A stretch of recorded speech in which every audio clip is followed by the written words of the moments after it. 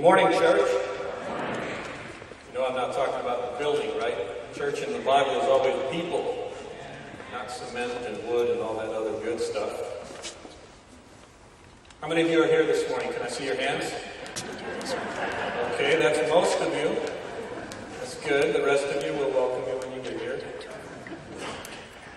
I really appreciate all that's gone on. Before we get into the message, just for some of you who are wondering, I did visit Elsie a few times this week. Yesterday, she was looking better than she had been, color more in her face. What she had going on is some bleeding, an artery that is right on the outside, the periphery of the stomach, had been leaking. And of course that caused tremendous weakness and other complications, but they clamped it.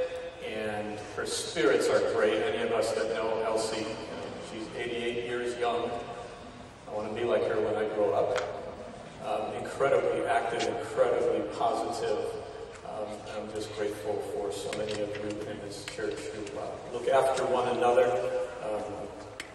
Patty and Leslie keeping watch very well. So she's doing well, and she sends you her greetings. Okay? So if she comes here saying, did Pastor Mike say hi to you for me? I don't want to be in any trouble. So you've got that message. It was a few days before Christmas, and these two men who happened to be next door neighbors, they decided to go sailing while their wives went Christmas shopping. So they went down to the dock and they launched their boat. It was kind of a gray day, as you could imagine. We have a lot of those around here. I hear we do.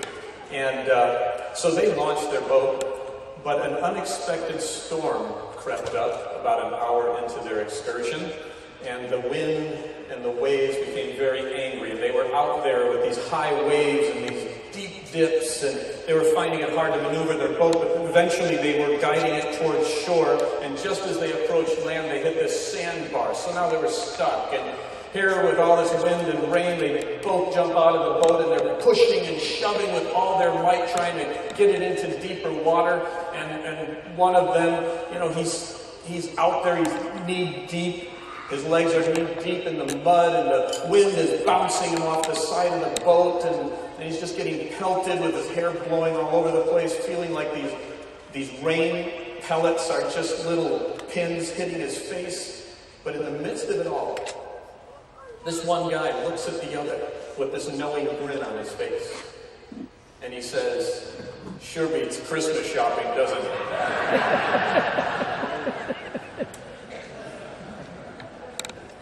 Guys, are you relating? Yeah. I thought I heard most of the men chuckling. The women that were chuckling were like, yeah, it sounds like a guy. They can't help it. Christmas could be this very serene thing for some of us, or at least for many of us, we go through these periods of serenity. Maybe you had a moment like that during the song service, listening to those wonderful Christmas carols, or the special music, which again, God is spoiling me here. This is my second sermon here in Puyallup. The first time, Cynthia sang this song that was sung at my ordination as a minister. Today, Oh Holy Night, it's got to rank in my top 3 Christmas carols. Of course, they're all kind of bunched up. I just think them all. Some of us have those moments of serenity. Some of us go through a whole period of serenity. But some of us don't. Right? We kind of feel like that picture. Where we just, all this stuff is building up inside. We're just beside ourselves, we're just this flurry of activity, and there's Christmas shopping to do, and wrapping of gifts, and sending them if you live away from loved ones, and there's Christmas plays, and school activities, and all kinds of things, and many good things. But we get on this treadmill of activity, and sometimes we feel stressed. Of course, we have the congregation to help us. One church put up this side. Don't let worries kill you, let the church help.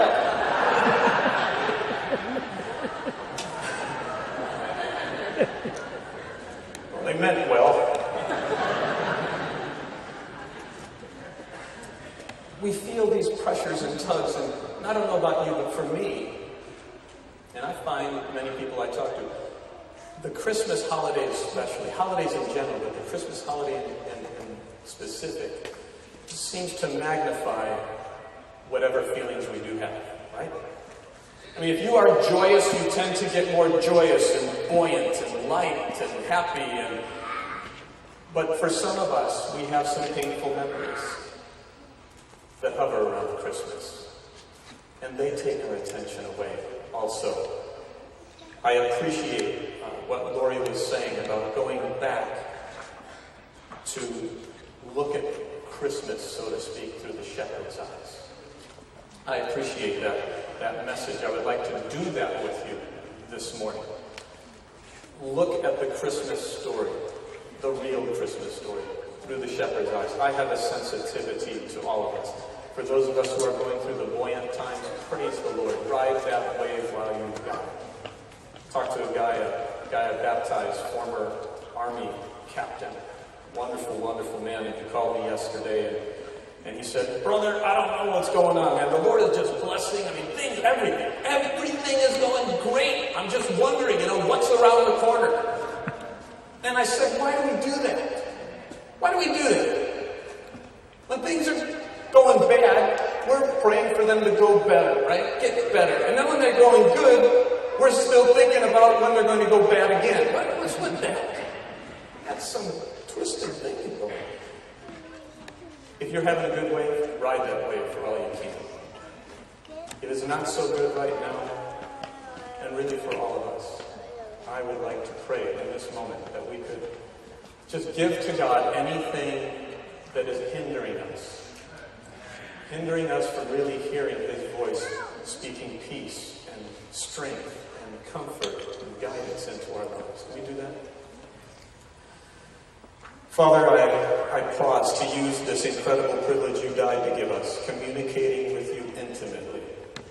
I pause to exercise that privilege, and I ask on my behalf, Lord, as well as all those in the hearing of my voice, that you would tend to our spirits, Lord, that you would take away anything cluttering the channel of communication you seek to have with us this morning. And we would be able to look at that holy night 2,000 years ago in Bethlehem, and we would be able to catch what you want us to gain from that meditation. Thank you for being with us in Jesus' name. Amen. The shepherd story. I really like the shepherd story. I mean, I like all the stories of all these players, but I think of the shepherds, and they just stick out to me. Anybody here that the shepherd story just really sticks out? Probably most of us know the story by heart. We could tell it by heart. It's recorded for us in Luke chapter 2. If you have your Bible with you, I invite you to open to the book of Luke. I'm afraid because of our activities or our heartaches, we miss some of the nuances, some of the wonderful things God has for us in this story. So I want to ponder it with you. So I want to give you an invitation. Let's imagine that we're back there 2,000 years ago. Let's give these wonderful minds that God gave us and the capacity to travel in time with them. Let's exercise that this morning and go back to the night of Jesus' birth. Because I think it was the most thrilling night of their lives.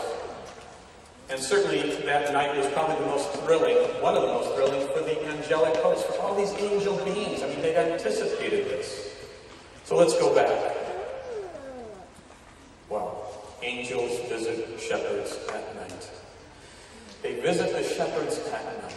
Think about that. These blue-collar guys who are not very likely candidates for the next cover of GQ magazine, these are the ones who get the angelic invitation. That's pretty special.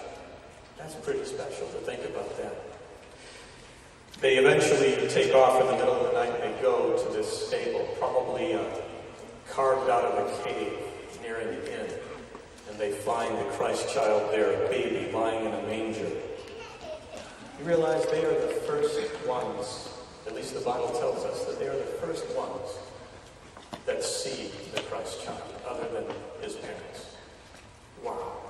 I want to go back to that story, and I'd like us to not miss the excitement, the purpose, and the opportunities that Christmas affords us. Let's not miss Christmas. First of all, let's not miss the excitement of Christmas. And Lori, I think you specifically used that word. The excitement that they felt, the excitement that they had. Luke chapter 2. And there were shepherds living out in the fields nearby, keeping watch over their flocks at night. An angel of the Lord appeared to them. The glory of the Lord shone around them, and they were terrified. You notice how that just flows? The angel of the Lord appears to them. The glory of the Lord shines around them. And it's not, they are happy, they are joyous, they are jubilant, they are terrified. But the angel says what angels often say. Do not be afraid. Right? And then he has something else in the message. I bring you good news of great joy. I bring you good news of great joy that will be for how many people? All people. All people. Here are these shepherds. Think about them. They are bound to a life outside the city. They're not in the city. They're not in Jerusalem where cool things are happening. They're not in the place of high society. They're not in the place of the hustle and bustle and the five-star kind of living. No, they are relegated to a life outside of Bethlehem. Bound to be with animals versus people. Dumb animals at that. Dumb animals. Hard to get along with animals sometimes. On the social ladder, they're way down there. Did you know that many Christian historians tell us that the testimony of shepherds were not valid in court? I think today it's fishermen, right? Because they always have these fish stories. But back then, it was shepherds. For some reason, they were known to just embellish things or tell stories. We talk about fish stories. Apparently they had shepherd stories. And that's how low they are. They're not getting paid very much. They're not looked upon as being really honorable, respectable kinds of people. I mean, they live their lives with sheep. They stink. They step in dung once in a while. Yeah, they're lowly kinds of guys. But in God's economy of things, what did Jesus say? The last shall be first. They are the first to hear of the birth of the Christ child. And with an angelic invitation at that. Not an email. Right? Not some ad in the classified. No, they get the angels coming to them first. Could you imagine what that was like? I mean, here they are. They've tended their sheep all day long in the valley outside of Bethlehem, just like where David did this same thing. Can you picture them? They've been working hard all day, mostly on their feet. It's nighttime. They gather them. They gather them in the valley, get them all together. Some of them sleeping, getting ready to sleep. Some of them keeping watch. They're in little groups, perhaps. Some of them find this grassy knoll in that valley. By the way, this is one of the ways we know that Jesus was not born on December 25. Because back there, you didn't keep watch by night in the dead of winter. And there are many reasons why we know Jesus' birth probably took place in the end of September. Because of, you didn't send people to go do a census when the roads were all wet and it was all chilly. The government knew better than that because they didn't have asphalt roads. So here they are. It's fall, beginning to middle fall. They're out there. Maybe they start talking about their day.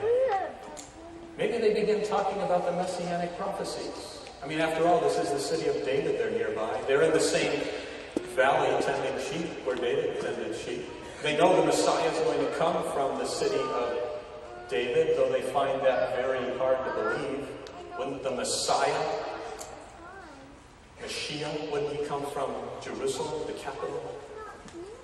There they are, talking like they'd always talked, when all of a sudden, there's this light, and an angel appears, and he gives this message, and shortly after that message, more angels appear. I mean, could you imagine them covering their eyes, they're squinting, and they're trying to figure this all out. All the questions that would arise. They must have become excited in short order. Certainly there are moments in your life and mine when we've gotten excited. Tara and I, wanting to have a child for a long time. And suddenly, one day, she approaches me in our home with this incredible grin on her face. And she's holding this little stick in her hand that she bought at a Rite Aid or something, right? There was much excitement in the Demma home that day. Can you relate to that? Much excitement. Mr. T just told us his excitement. Wow, on the same day becoming a son and a dad. Excitement. Maybe you've had some moments of excitement. I got the promotion. The doctor said the tests were all clear. She had a boy or a girl, whatever. We've all had moments of excitement. Let's remember the Jewish nation was anticipating the Messiah coming. They had anticipated this for thousands of years. Some of the excitement we have is expected or at least a possibility, but I don't think the shepherds expected to get an angelic invitation to go see the Messiah, to be the first ones to see him. This is all of a sudden, boom, excitement. The angels leave. They are just beside themselves. It wasn't the ones who memorized the most Bible verses that got the first invitation. Not the king, not the teachers of the law, not the wealthy, not the ones that had stellar credentials in the eyes of society, just a handful of no-name shepherds. Not only does God have a sense of humor, he has a way of teaching us that relating to him or his relating to us doesn't depend on how society sees us or ranks us, right? Amen. He will come to us. We could have 6 figures in the bank. I've had 6 figures in the bank. If you count the numbers on the right of the decimal point. But see, that doesn't matter. The title on the door, or the lack of a title on the door. Employed, unemployed, it doesn't matter. God says, you matter. And this wasn't just any baby. This was God coming to earth. Divinity in humanity. Wow. I don't know if the shepherds understood all the details of what they were witnessing that night, but they knew that it was big. If angels were coming down, and they must have been, mega exciting. Of course, whenever a baby's born, it's exciting for anybody with a sensitive heart. I mean, could you imagine being in somebody's home? You're visiting a friend of yours, and you're just having a nice social time, and all of a sudden you say, oh, excuse me, I think I hear a baby. And your friend says, oh yeah, me and the missus, we had our son a few days ago, we just haven't gotten around to telling anybody. That doesn't happen. That doesn't happen. Usually you can't shut people up, right? It's exciting. Maybe it's difficult for you to get excited about Christmas. Maybe there's a struggle. Maybe there's a depression. Sometimes there's that feeling like, who cares? Who cares about me? The shepherd's story tells us that God cares. We may not always feel it, but I think even if right now in this moment, in this, I believe, what is a sanctuary right now, we can meditate on this story, then we know that we matter to God. The shepherd's story tells us that among other things. I'm glad that God doesn't require us to feel a certain way. He just requires us to be faithful, to believe. And he gives us the ability to do that. If you can't get excited about Christmas, I hope you don't add to your lack of excitement a whole big dose of guilt. We have the songs that tells us it's the most wonderful time of the year. And it can be. But we don't need to feel guilty if we're not all excited about it. But there is something we can do about it. We can't do something about it. We could meditate on this story. We can carve out time alone with God. We could be with friends who buoy our spirits. Hang around some kids. They pretty much get excited about Christmas. I know in the Demma household, we usually start talking, my 9-year-old, he starts talking about Christmas, the next coming Christmas, usually on December 26th. And it just escalates all through the year. Hang around some kids. Tap into their excitement. circumstances that would have pulled them away from their excitement. Maybe one of them could have said, my wife and I, we can't have children, so how can I get excited about hearing about another baby being born? Maybe another shepherd could have said, my mom's ill, I can't leave these sheep except to be by her side. I know. Maybe one could have said, this job's too important, I can't leave the flock, I don't have enough time, I don't have enough money to get all excited about this. Maybe another could have said, I'm just tired, man, this has been a rough week. We've had 2 guys sick, and I've had to pull triple duty. I can't go. But they didn't. They laid their burdens aside. They allowed themselves to get caught up in the moment. They focused on what God had presented to them, and that allowed them to get excited, and they took off. I hope Christmas can be a welcome diversion for you this year. Diversion from all the trials, all the bills, all the worries, all the whatever, the unemployment that I know we're in the middle of it. Let it be an oasis for you. I know I'm bound to make it such for me. Don't miss the excitement of Christmas.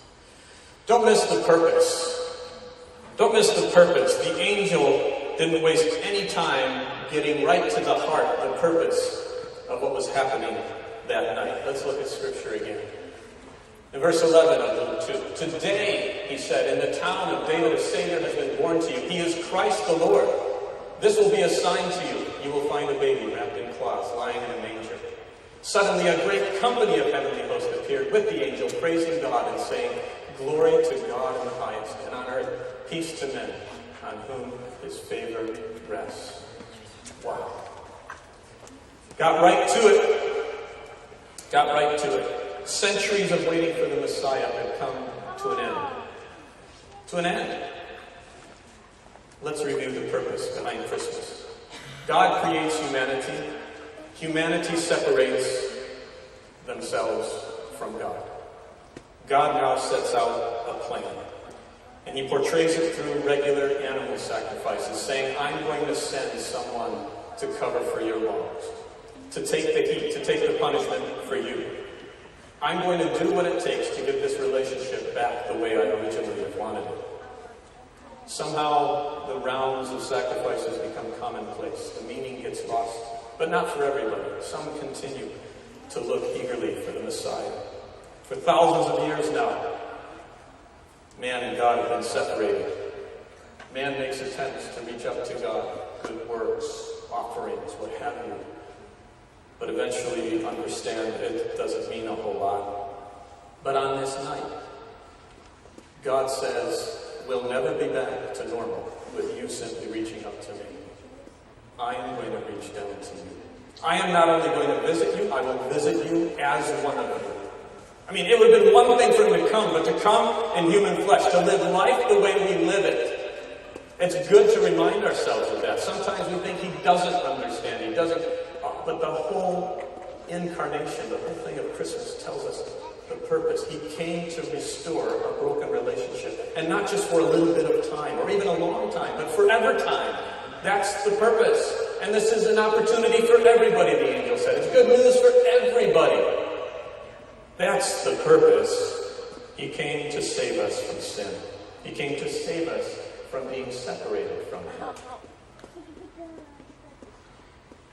You understand what it means to be separated from God.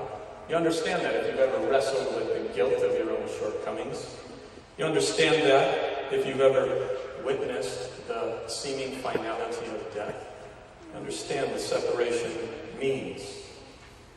Thus, having a Savior, having somebody save you, save me from all that, means much more. He enters this world just the way you and I did, through a woman's womb. Wow. How incredible is that? And then he goes on, he grows up, and he lives a life where he's tempted in all points as we are. Didn't need all the fancy technology, but he was tempted in principle like we are, and then some. Think about it. I mean, Satan likes to get you and I to veer off course, because if he does, he gets us. And he might get a few of the people we influence. But if he got Jesus, if he was able to get Jesus to sin, he gets everybody, he gets everything. Everything is his. So don't you think he went at him with a little bit more gusto than you and me? Of course he did. But Jesus came anyway, knowing that. He willingly chose to take our punishment for rebelling against God, so that we could have the gift of living with God forever. He comes being willing to be cut off from God forever, in order that you and I could be with God forever. That is incredible. That's the purpose for this baby being born. Yet, I came across some research here. Fewer than half of Americans who identify themselves as Christians say that the most important part of Christmas is the birth of Christ. Now they come up with some good things. Time with family, time to give to others, lots of good things.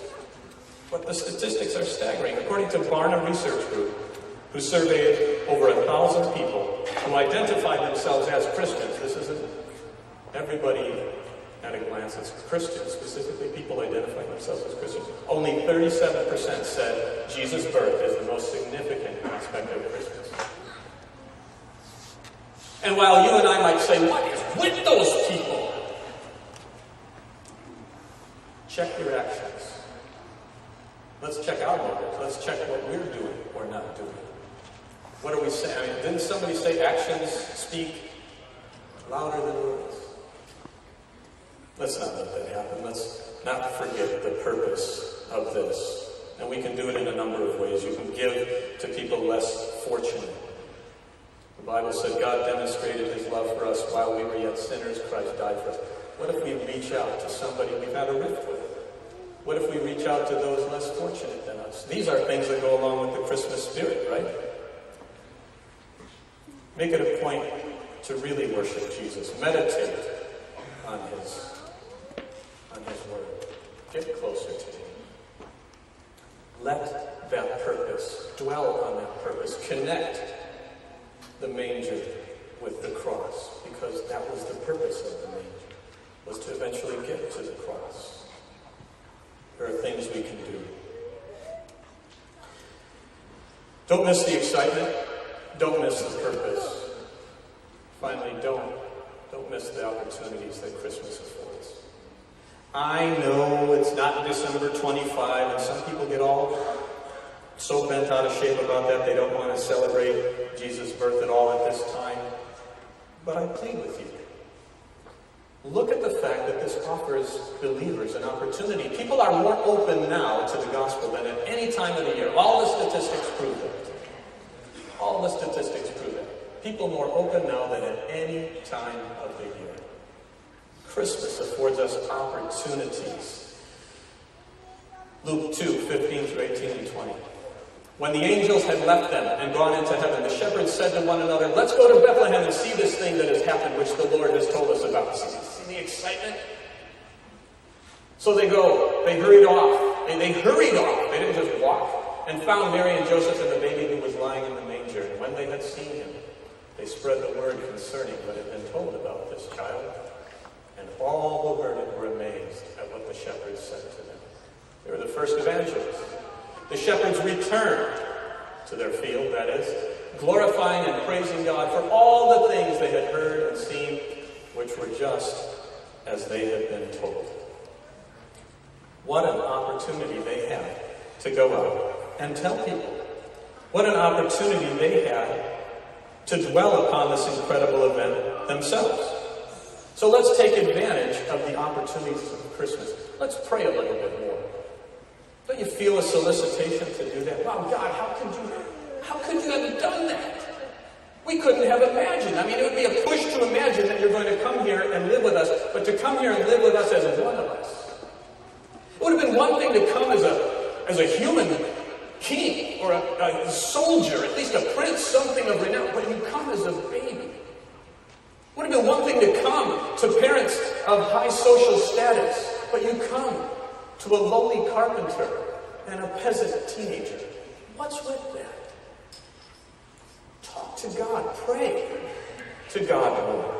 What about opportunities to speak up? I like what Forrest Gump said. In that movie, he said, if you go to the zoo, always take some food for the animals. Because even though the signs say, don't feed the animals, it wasn't the animals who put those signs up.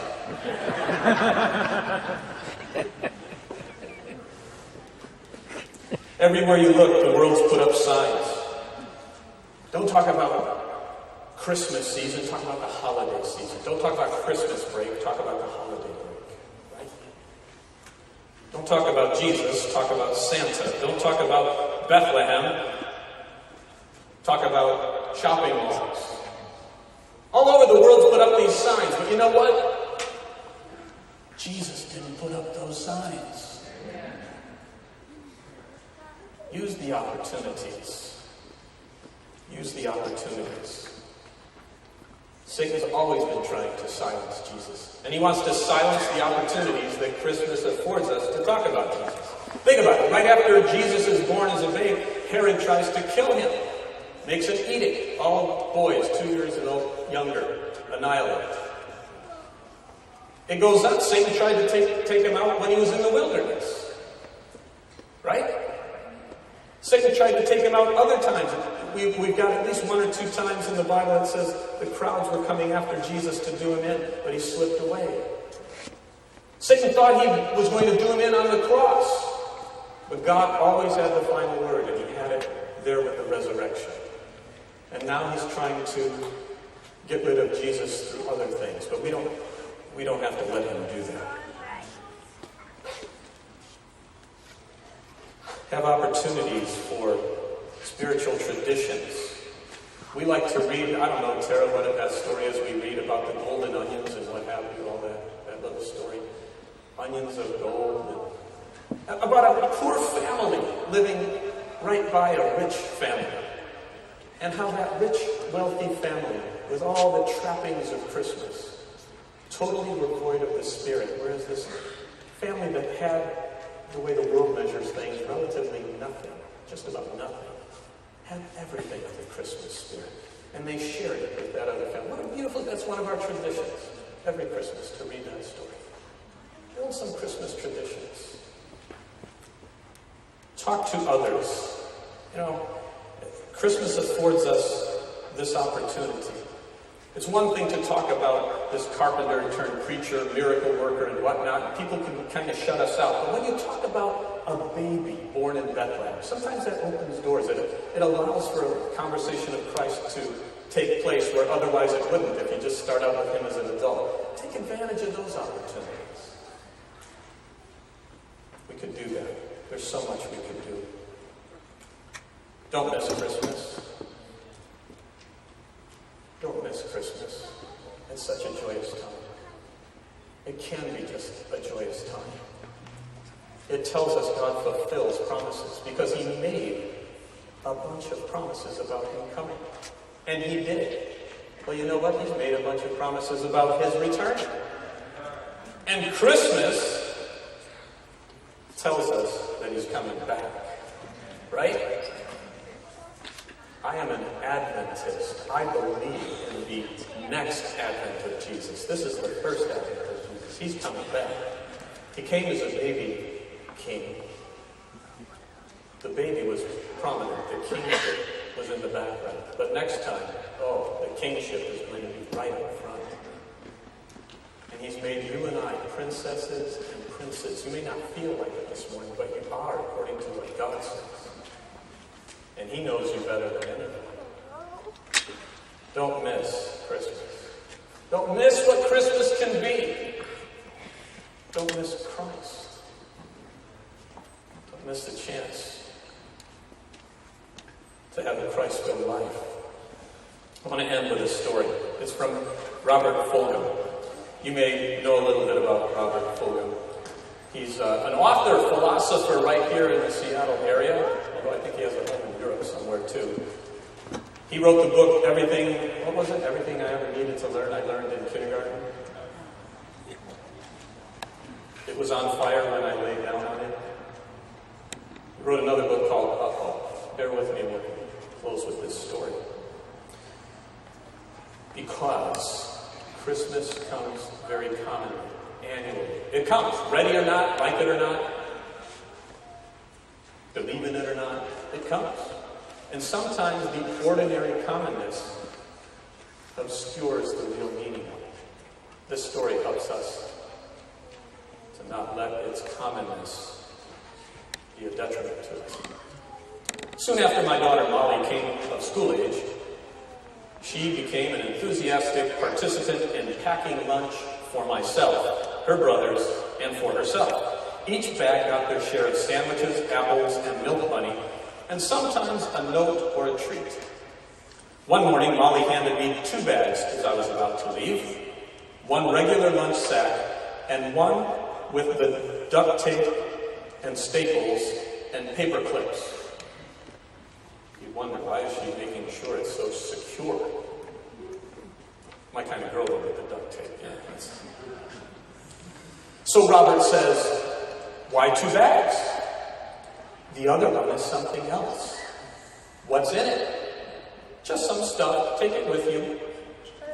So I stuck both sacks into my briefcase, kissed the child, and rushed off. At midday, while I hurriedly scarfed down my real lunch, I tore open Molly's bag and shook out the contents.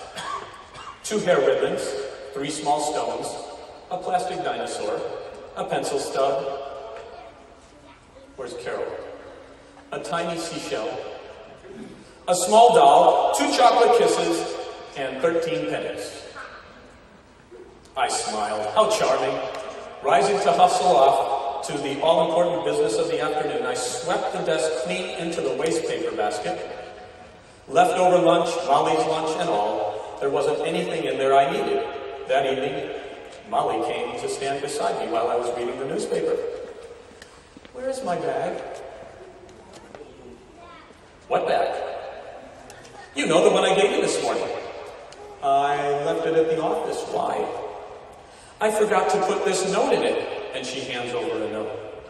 Besides, I want it back. Why? Those are my things in the sack, Daddy, the ones I really like. I thought you might like to play with them, but now I want them back. You didn't lose the bag, did you, Daddy? Her eyes puddling with tears. No, I just forgot to bring it home. I lied. Bring it home tomorrow, okay? Sure thing, don't worry. As she hugged my neck with relief, I unfolded the note that had not gotten into the sack that morning. I love you, Daddy. Oh, and uh-oh. I looked long at the face of my child. She was right. What was in that sack was something else. Molly had given her treasure, all that a 7-year-old held dear. Love in a paper sack. And I had missed it. Not only missed it, but had thrown it in the wastebasket because there wasn't anything there I needed. It wasn't the first or the last time I felt my daddy permit was about to run out. It was a long trip back to the office, but there was something else to be done, so I went. The pilgrimage of the penitent. Just ahead of the janitor, I picked up the wastebasket and poured out the contents on my desk. After washing the mustard off the dinosaur and spraying the whole thing with breath freshener just to kill the smell of onions, I put the treasures inside and carried the whole thing gingerly home like an injured kitten. The next evening, I returned it to Molly. No questions asked, no explanations offered. The bag didn't look so good, but the stuff was all there, and that's all that counted. After dinner, I asked her to tell me about the stuff in the sack, and she took it out, a piece at a time, and placed the objects in a row on the dining room table. It took a long time to tell. Everything had a story, a memory, or was attached to dreams and imaginary friends. She said that I had given her the chocolate kisses. To my surprise, Molly gave me the bag once more, several days later. Same ratty bag, same stuff inside. I felt forgiven and trusted and loved, and a little more comfortable wearing the title of father. Over the next several months, the bag went with me from time to time. It was never clear to me why I did or did not get it on any given day. In time, Molly turned her attention to other things, other treasures, lost interest in the game. She grew up. Me? I was left holding the bag. I was left holding the bag. She gave it to me one morning and never asked for it to be returned. So I still have it. Sometimes I think of all the times in this sweet life when I have missed the affection I was being given. A friend calls this standing knee-deep in the river and dying of thirst. So the worn paper sack is there, on the shelf where I can see it, left over from a time when a child said, "Here is the best thing I've got. Take it. It's yours. Such as I have, I give to you." I missed it the first time. But it's my bag now. Folks, in a little less than a week, we're going to have Christmas. It comes very commonly, but it's really, what's behind it is uncommon. It's excitement, its purpose, its opportunities. Don't let its commonness cause you to miss how incredible it is. Don't let its ordinariness obscure you from obtaining the extraordinary from it. Please pray with me. Father in heaven, thank you for sending the best gift you can ever give us. You gave us your Son. Some of us, many of us here are parents, Lord. Wow, what a word picture. You gave your Son, your only Son, and you sent him in such an incredibly common way. No fanfare, just humility. Christmas is coming, Lord, and while we know the date may be wrong, the event is still so right and so impacting if we let it be. Please bless us, Lord. Bless us to know the excitement and the purpose and the opportunity of Christmas, that we might get closer to you and draw others to be close to you as well.